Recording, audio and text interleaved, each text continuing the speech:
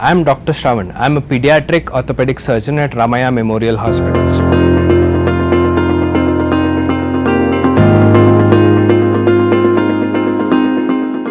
If your child has been diagnosed with a DDH, CDH or a dislocated hip at birth, a dislocated hip or a congenitally dislocated hip is a very simply treatable condition. It depends upon the time of diagnosis and the degree of dislocation. It can be treated by simple measures right from a Pollock harness up to a hip spica. So the treatment of a developmental dysplasia of hip is almost always completely successful.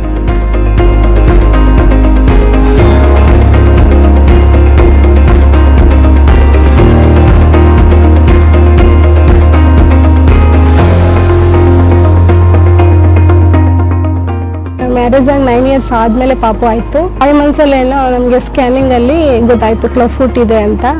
And after that ನಾವು doctor Shravan ಅಂತ ಒಬ್ರನ್ನ meet ಮಾಡಿದ್ವಿ. He was a orthopaedic paediatric specialist. So ಅವ್ರು ನಮಗೆ explain ಮಾಡಿದ್ರು club foot ಏನು ಅಂತ. And the best part was he said it is a reversible condition. ಅವ್ರು ಹೇಳಿದಾದ್ಮೇಲೆ ನಾವು ಟ್ರೀಟ್ಮೆಂಟ್ ಎಲ್ಲ ಮಾಡಿಸಿದ್ವಿ. ಅವ್ರಿಗೆ ಶೂಸ್ ಎಲ್ಲ ಹಾಕಿಸಿ ಎಲ್ಲ ಮಾಡಿ ಕೇರಿಂದಾನೇ ನಾವು ಶೂಸ್ ತೊಗೊಂಬಂದು ಹಾಕಿದ್ವಿ. We were all very much stressed, but through out the treatment Shravan sir ತುಂಬಾ ಕಾನ್ಫಿಡೆನ್ಸ್ ಕೊಟ್ಟರು. 3 months ಕಾಸ್ಟಿಂಗ್ ಎಲ್ಲ ಹಾಕಿ ಪ್ಲಾಸ್ಟರ್ಸ್ ಎಲ್ಲ ಹಾಕಿ ತುಂಬ ಒದ್ದಾಡಿದ್ವಿ. ಬಟ್ ಆಫ್ಟರ್ ದ್ಯಾಟ್ ಅವಳ ಕಾಲು ನೋಡಿದಾಗ ತುಂಬಾ ಖುಷಿ ಆಯಿತು. ಈಗ ಎಲ್ಲ ಚೆನ್ನಾಗಿದೆ ಸರ್, ಕಾಲೆಲ್ಲ ಸರಿಯಾಗಿದೆ. ಫುಲ್ ಕ್ರಾಸ್ ಆಗಿತ್ತು, ಈಗ ಚೆನ್ನಾಗಿದೆ.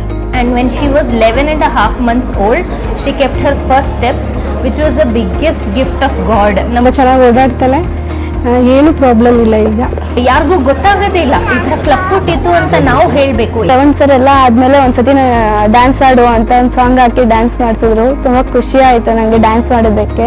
ನಾವು ಹೇಳ್ತೀವಿ ಡಾಕ್ಟರ್ ಶ್ರವಣ್ ಸರ್ಗೆ ತುಂಬ ಥ್ಯಾಂಕ್ಸ್ ಅಂತ. So thank you so much. Thank you.